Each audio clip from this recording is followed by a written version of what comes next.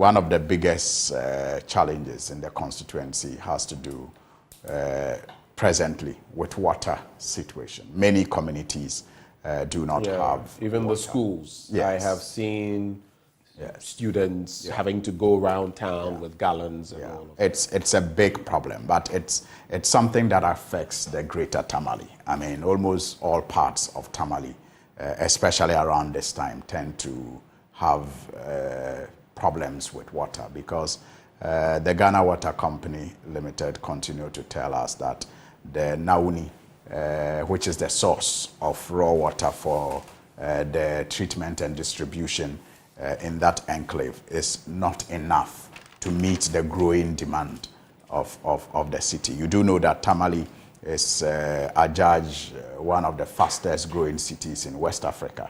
And so for us to continue to use the same water treatment plant from the same dam all these years, it is obviously understandable that we are not able to meet the demand of the growing city. Government came to Parliament, unfortunately, fortunately, a couple of years ago, to seek support for a loan facility to expand the project and also to draw water from, I think, the Volta Lake, I think, or around Bupe area. And it was to improve the water situation in the entire northern region, even in parts of Savannah. It was known as the Bywater Project. But since Parliament passed that loan facility, no work has been done on the ground, and it's been over 4 or 5 years today. We're all very hopeful, and in fact, as members of Parliament, especially from that part of the country, we took more interest in that facility and how it was going to ensure that the water situation is resolved. So it's a big challenge in the area. I just want to make an appeal to the Ghana Water Company Limited. The little water that they have to be very fair in the way they ration it, because you tend to have communities that go for sometimes more than 2 years without their taps flowing, and other communities getting it regularly. And then again, they have instituted a measure, I understand, where they sell the water through tanker drivers. I mean, so if you do not have the water to supply to the people wonder how you are able to get it for the tanker drivers to come and charge exorbitant prices in their community. So the little water that is available, it is important that it is rationed fairly, so that at least it can ameliorate the problems. Look, the joke in town is that it even affects people's ability to marry, because what, the water? Yes. It's scarcity or paucity of water. The scarcity of it. I mean, there's a joke that if you go win a lady, she first wants to know where you live, so that in case she becomes a wife, she doesn't have to wake up early in the morning and travel long distances just to draw water for the family. And you know how ladies cherish their hair. You have to carry, the loads of water long distances and all of that. So it's not just the scarcity of it and the inconvenience that comes with the scarcity. It also impacts life socially in that manner. The health impacts on, everybody, especially women. And if I might add, even this whole bit about carrying, there was that infamous situation where in one of our textbooks, it was there, what is the head for? For carrying. The head is not meant for that. Carrying. In fact, we impact a lot of our children with, so this whole idea even, if water is flowing through our taps, we don't even have to have, whether it's male or female, going round. Usually we, the men, and I've done it many times. You would have to go with gallons, because there are some times where there's simply no water, even here in Accra, in many places. So you have to sometimes put your gallons in your car, go somewhere, fetch, carry. Yeah, but it's not the best situation. I know that some men help a lot also. I see, especially in the morning, people with gallons on their bicycles or motorbikes or tricycles, moving around to help their families. But the burden more is on the women. And, it affects, even the income levels are affected, because the time in the morning that they could prepare for their business is used looking for water for the family to prepare children to school. Children get to school late because sometimes they have to help their parents to go in search of water before they can bath and do other household chores and go to school. So it's a big challenge. It's interesting that, I mean, this is, and I'm not sure, because looking at the burgeoning population of Tamale, it has been growing over the decades.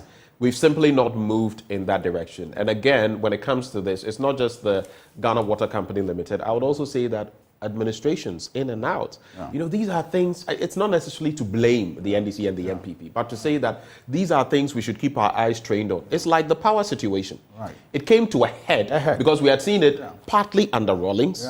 We had seen it under Kufuor, partly under Kufuor, and then it came to a head under Mahama. So once you leave the problem, over time, it grows. Someone will come and sometimes it's as if we think that, you know, kicking the problem or kicking the can down the line it's the solution. But it's just postponing the worst form of the problem. And I agree with you that it's been, you know, over a decade of neglect in terms of investment in, you know, what is needed to be done to ensure that the water production meets the growing population.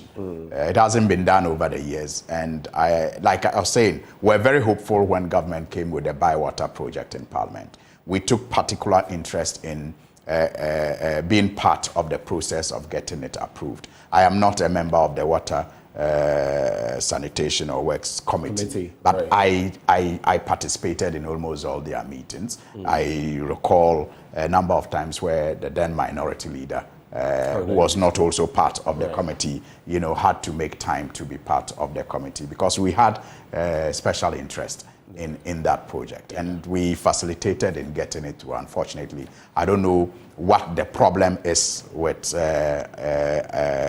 unleashing or releasing the funds that are required for the project. So are you by this? We also know that there are serious problems. I don't know, I mean, Galamsey and its effects on water, even today we're talking about that. But are you by this calling on the Ghana Water Company Limited to do more? What exactly do you want them to? I'm sure some of their top officials are watching. What are you calling on? I mean, like I said, yes, we agree that the city has grown beyond the capacity of the existing infrastructure that they have to produce enough for everybody. But at least they still have some reserve. So the appeal is that they must be fair in rationing what they have. Because we have received complaints from our communities that some communities, in fact, a couple of weeks ago, I was meeting with community members of the Sakasaka Cortes area. And, you know, from almost a year, they have not seen a drop of water come through their taps. The other time I met with the Kalpohene Estates people, same complaints were brought to my attention. But then you have other communities that tend to get it regularly or at least once a week. So the appeal is that they should make it fair. They should make the rationing process fair. And then the concern of community members or constituents is that you have tanker drivers who go and get the water from the Ghana Water Company Limited and sell it at exorbitant prices. In fact, even the Ghana Water Company itself has tankers, and they position these tankers in various communities to serve those communities. But the prices that they quote when they dispense the water sometimes are unreasonable, and they are not even sometimes even receipted. So you do not even know what accountability process is put in place. So I'm just appealing to the Ghana Water Company Limited in Northern Region especially to be fair in rationing the little water that they have. But the bigger appeal is to government to remove whatever bottleneck is preventing the Bywater project from taking off.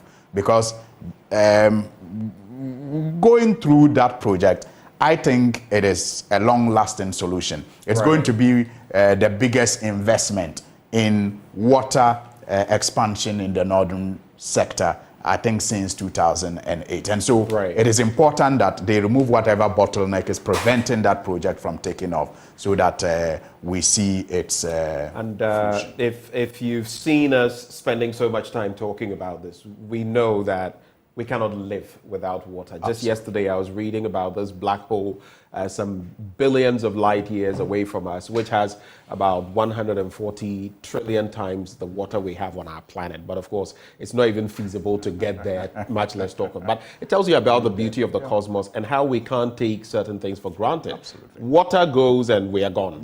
Water. Our bodies are 60+% water is life. Water.